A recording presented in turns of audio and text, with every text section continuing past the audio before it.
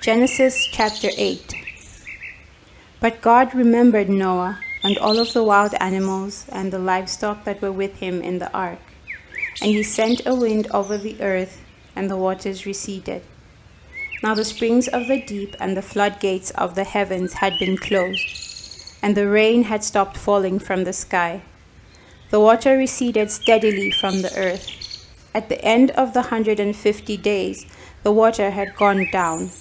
And on the 17th day of the 7th month, the ark came to rest on the mountains of Ararat. The waters continued to recede until the 10th month. And on the first day of the 10th month, the tops of the mountains became visible.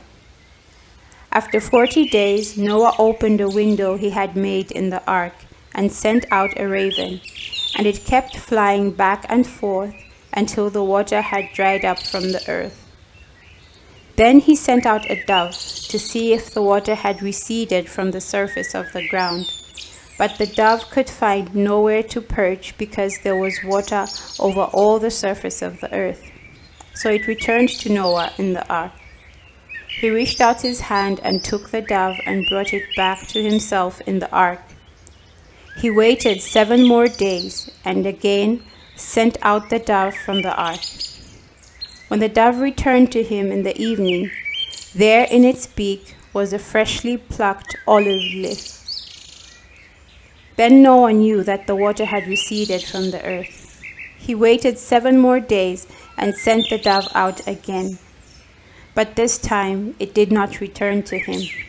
By the first day of the first month of Noah's 601st year, the water had dried up from the earth. Noah then removed the covering from the ark and saw that the surface of the ground was dry.